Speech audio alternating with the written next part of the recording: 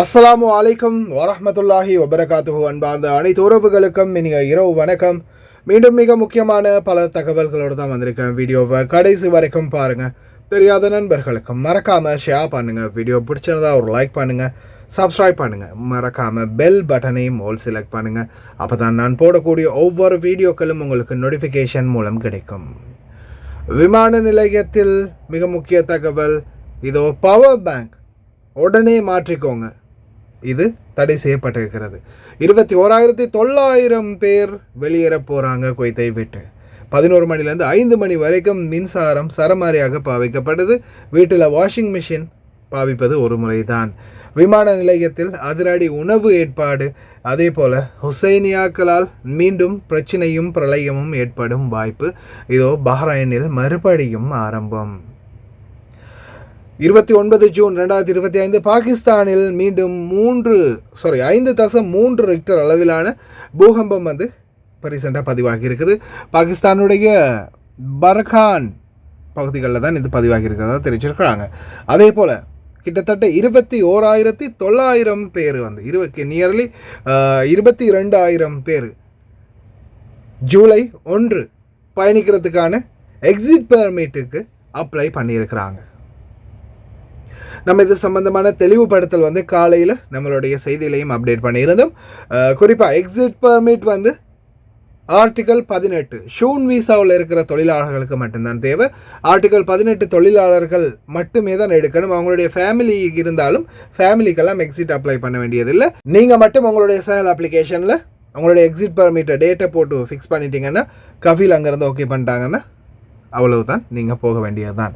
அதே போல் ஹாதிம் வீசாவில் இருக்கிறவங்களுக்கு, அதாவது வீட்டு பணிப்பெண்களாக வீட்டு சாரதிகளாக இருக்கிறவங்களுக்கு இந்த பிரச்சனை எதுவுமே இல்லை.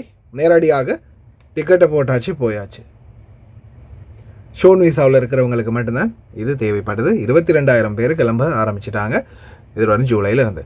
அதே போல் இதோ பவர் பேங்க் உபயோகிப்பவர்களுக்கான முக்கியமான தகவலை வெளியிட்டிருக்குது குவைத்துடைய வணிக வர்த்தக அமைச்சு. A1681, A1689, A1257, A1647, A1652 இந்த வகையான ஆங்கர் கம்பெனியுடைய பவர் பேங்க். இது ரொம்ப ஹீட் ஆகிறதாகவும், அதே போல் இதிலிருந்து புகை வந்ததாகவும், இது வெடிக்கக்கூடிய அபாயம் இருக்கிறதாகவும் ஆங்கர் கம்பெனியை தடை செஞ்சாங்க கடந்த 2023. நிறைய பேர் இன்னமுமே இந்த வகையான இப்போ நான் குறிப்பிட்ட இலக்கங்களுடைய பவர் பேங்க் யூஸ் பண்ணிகிட்டு இருக்கிறாங்க. அந்த பவர் பேங்க் ரீஃபண்ட் பண்ணி கொள்ளலாம். அது ஆங்கர் கம்பெனி இங்கே இருக்கக்கூடிய ஆங்கர் ஷெரிக்கா இருக்குது, அகேலாவிலையும் இருக்குது, வேறு சில பகுதிகளிலையும் இருக்குது. டைரெக்டாக ஆங்கர் டிஸ்ட்ரிபியூட்டர்கிட்டே போய் அதை நீங்கள் கொடுத்து வேறு ஆங்கர் பவர் பேங்க் எடுத்துக்கொள்ளலாம். அதே போல் விமானத்தில் போகும்போது பவர் பேங்க் எத்தனை கொண்டு போகலான்னு கேட்டிருந்தாங்க. விமான நிலையத்துக்கு போகும்போது நீங்கள் பவர் பேங்க் ஒன்று மேக்ஸிமம் அல்லது 2 கொண்டு போகலாம். ஆனால் 30,000 mAh குறைவாக தான் இருக்கணும். 30,000க்கும் குறைவான வாட்ஸ் உள்ளதை தான் கொண்டு போகணும், மறந்துடாதீங்க. ஆங்கர் பவர் பேங்க் நான் குறிப்பிட்ட இலக்கங்கள் உள்ளது அனைத்தையுமே மாற்றிக்கோங்க. மற்ற எந்த பவர் பேங்கை பற்றியும் இதில் குறிப்பிடலை. ஆங்கர் அப்படின்னு இருக்கிற அந்த கம்பெனியுடைய பவர் பேங்க், அதுவும் நான் குறிப்பிட்ட இலக்கங்களுடையது மட்டும்தான் மாடல் இலக்கமுடையது பிரச்சனையில் இருக்குது. அதே போல் இதோ பஹ்ரைனில் மறுபடியும் ஆரம்பிச்சிட்டாங்க. கொடிகள் மற்றும் ஹுசைனியாக ஏற்பாடு செய்து இந்த எல்லாத்தையுமே பிடுங்க ஆரம்பிச்சிட்டாங்க.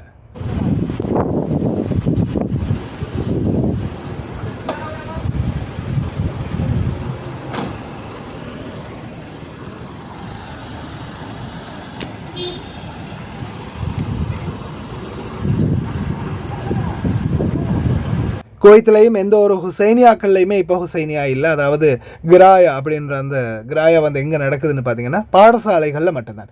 ஹுசைனியாக்கள் எல்லாத்தையும் இழுத்து மூடிட்டாங்க. இதுவும் எதிர்காலங்களில் பிரச்சனைகள் ஏற்படுத்துமா அப்படின்ற சந்தேகங்கள் எழுது. ஏன்னா ஒரு சிலர் தங்களுடைய விரக்தியையும் எதிர்ப்பையும் வீடியோக்களில் பதிவிடக்கூடிய காட்சிகளும் பார்க்கக்கூடியதாக இருக்குது குவைத்தில்.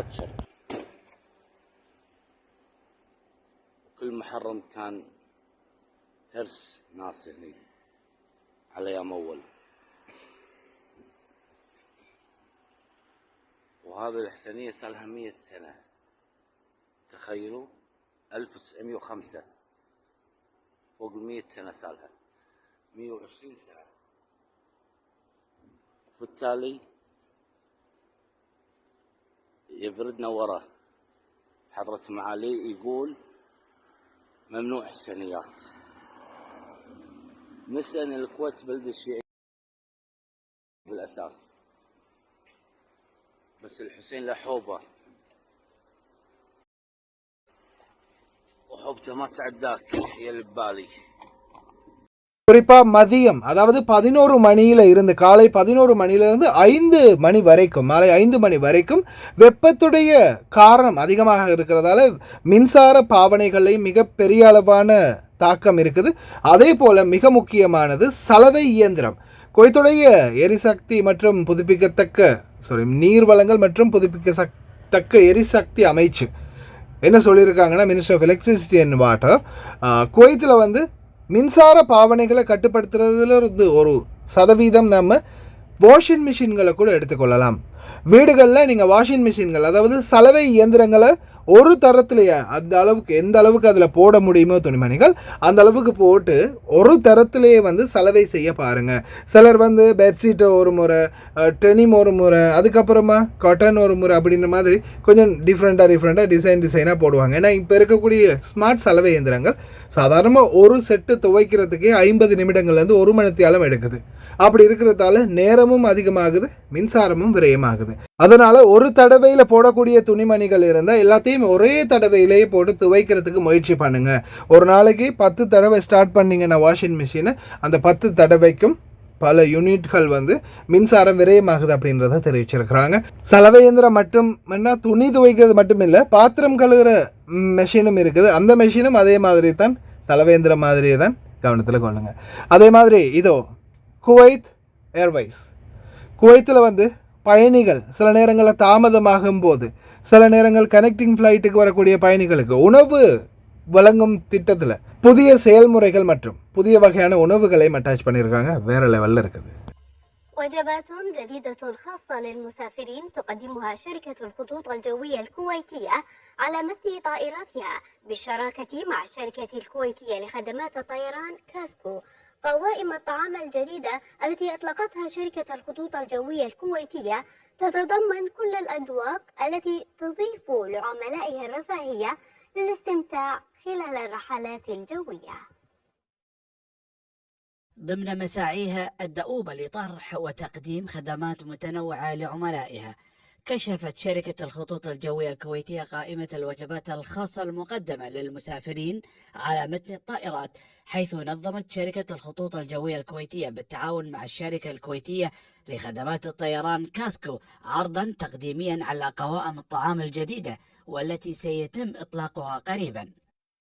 مثل ما عودنا مسافرين الكرام بتطوير الخطوط الجوية الكويتية، وهذا واجبنا في أن دائما نشوف جميع السبل لتطويرها وإسعاد ركابنا ومسافرينا. منها أكيد اللي هو مطبخنا الكويتي والمطبخ العالمي أيضا اللي هو من شركة كاسكو التابعة للخطوط الجوية الكويتية. أبشر الجميع أن لذة الأكل الكويتي موجود، المطبخ الكويتي وكذلك المطبخ العالمي. تطوير الخطوط الجوية الكويتية مستمرين فيه بجميع النواحي، سواء كان من ناحية الأكل أو المواد الترفيهية أو خدماتنا الأخرى اللي احنا إن شاء الله في خدمتين راح نطلقهم قريب جدا هاليومين الجايين بإذن الله تعالى.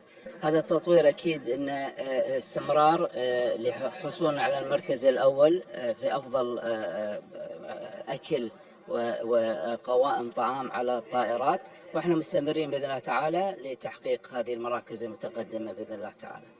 القائمة تضمنت جميع أنواع المأكولات الشهية والجديدة المقدمة للمسافرين، حيث شملت تنوعا واختلافا وإضافات تلبي رغبات المسافرين وتتناسب مع جميع الأذواق العامة، وتتواكب أيضا مع أحدث المأكولات العالمية والإقليمية وذات الطابع التقليدي المحلي المقدمة على متن الطائرات. احنا اليوم في المطبخ الموجود في الشركة الكويتية لخدمات الطيران كاسكو قدمنا المنيو الانطلاقة الجديدة لفترة الصيف، لفترة الموسم الصيف. عرضنا على الإخوان في الخطوط الجوية الكويتية ومثلا في رئيس مجلس إدارة الخطوط الجوية الكويتية المنيو الذي سوف يطرح في انطلاقة الجديدة للخطوط الجوية الكويتية بالنسبة للصيف. فعرضنا على السيد رئيس مجلس إدارة على أن يتم اختيار ما هي الأطباق التي سوف تقدم، وراح تكون بإذن الله أطباق تنال على حسن ذائقة العملاء في الخطوط الجوية الكويتية. ونأمل من الإخوان جميعا أن يعطونا الفيدباك، لأن اجتهدنا وسعينا أن احنا نطور المنيو لصالح الإخوان وعملاء الخطوط الجوية الكويتية. وتسعى شركة الخطوط الجوية الكويتية إلى تقديم أفضل مستوى من الوجبات لضمان رضا الركاب وتجربة سفر ممتعة.